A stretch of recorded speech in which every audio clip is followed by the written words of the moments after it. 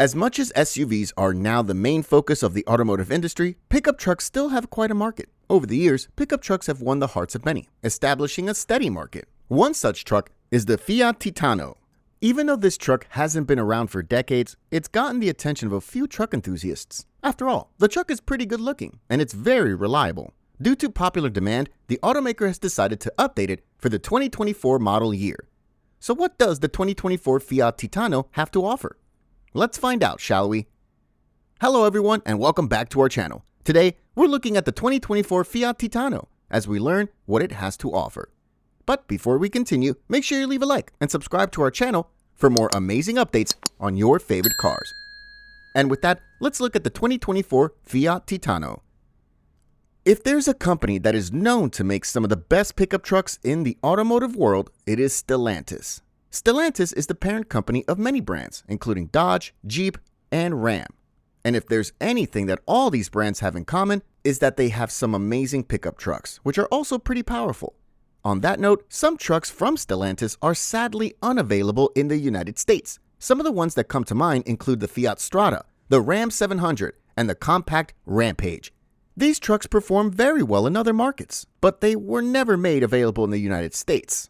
However, there are some reports that the compact Rampage might be making its way stateside eventually, but nothing has been made official yet. In addition to those trucks, there's also the Peugeot Landtrek. However, this is the same truck that is living a double life and going by the name Fiat Titano. It's mostly found in Africa, but it recently reached Latin America. Before we can get into the details about this, which other trucks is it competing with? Well, carrying a name that originates from Greek mythology, just like the Nissan Titan, the Fiat Titano is here to give trucks such as the Ford Ranger a run for their money. The roots of this mid-sized truck can be traced back to the Chang'an Kaizen F70, which is a Chinese pickup developed by Chang'an Automobile and PSA. It's been around since 2019 and is not produced in several factories worldwide. In addition, it carries different badges to better suit regional markets. But even with the different badges, it's still the same truck. A few months after making its debut in Algeria, the all-new Fiat Titano finally made its way to South America.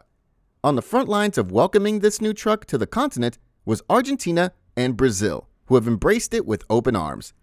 The Fiat Titano is heavily based on the Peugeot Landtrek, and because of this, it'll boast a range of engine options that are tailored to different regions. All these powertrains are customized to cater to the specific preferences of local customers. The Fiat Titano is quite an attractive truck. However, as amazing as it is a bit hard to differentiate it from its Peugeot twin when you look at it from the outside. In fact, they're so similar that the only points of differentiation between the two pickup trucks from Stellantis seems to be the emblems. Furthermore, the redesigned grille, the 18-inch alloy wheels, and the name on the tailgate also seem to be a bit different.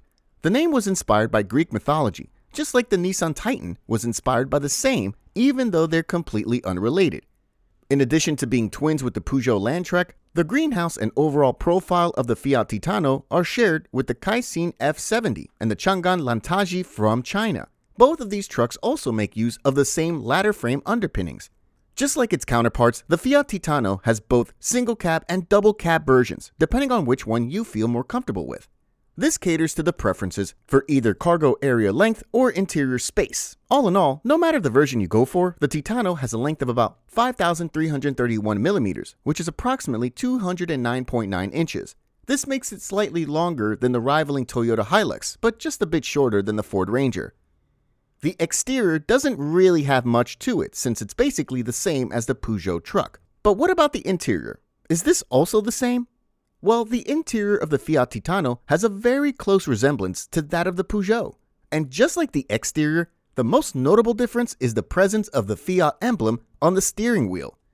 However, the automaker has tried to make it just a bit different by adding a 10-inch infotainment touchscreen only on the Titano Volcano flagship.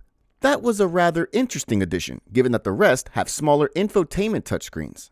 The interior and exterior are very similar to the Peugeot twin, which makes it only special in markets where the two do not coexist. However, the biggest question is always about the powertrain. According to Fiat, the Algerian spec Titano's first priority is being as fuel efficient as possible. This is evident from its powertrain, which is pretty impressive. The Fiat Titano houses a 1.9-liter diesel engine, which is capable of generating about 148 horsepower and 350 Nm of torque. This engine is quite impressive for such a truck, making it quite popular. Furthermore, the engine is exclusively paired with a 6-speed manual gearbox, which distributes power to either the rear for the 4x2 variant or all four wheels for the 4x4 variant. It also comes with the electronic differential lock. Last but not least, this truck comes with a maximum payload capacity of about 1,210 kilos, which is about 2,668 pounds. With such a payload, this version closely matches its main rivals. The Fiat Titano comes in several variants, depending on the market. Not only that, but the market also affects the accessories that the truck comes with. For the Brazilian market, the new Fiat Titano comes in 3 versions: Endurance, Volcano, and Ranch. These 3 variants all come with a double cabin. They all come with a 2.2-liter multi-jet 2 turbo diesel engine, which is capable of producing up to about 180 horsepower. In addition to that, they also come with all-wheel drive as standard. The South American version of the Fiat Titano is a bit different in that it provides a comprehensive range of more than 40 Mopar accessories for the Titano. These include cosmetic and practical options, such as extended fender flares, roof crossbars, a heavy-duty trail hitch, 5 choices for side steps, a wireless charger with USB-C input, and so much more.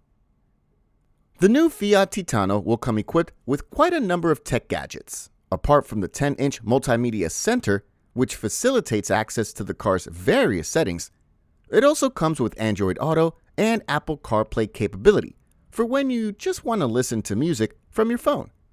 In addition to that, there's also a 4.2-inch digital screen with a color screen, dual-zone digital air conditioning, and keyless entry and go, including an in-person key with a button start.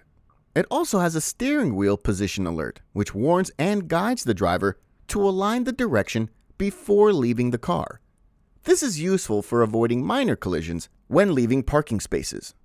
The Fiat Titano debuted in Algeria in December with a pricing range of 3.489 million DA, which is approximately $26,000. This ranges to about 4.2 million DA, which is about $32,000. The final price depends on the chosen trim level. As for the Brazilian market, the Titano will be positioned above the smaller Fiat Strada and Toro unibody-based models, with prices ranging from 219,990 real to 259,990 real.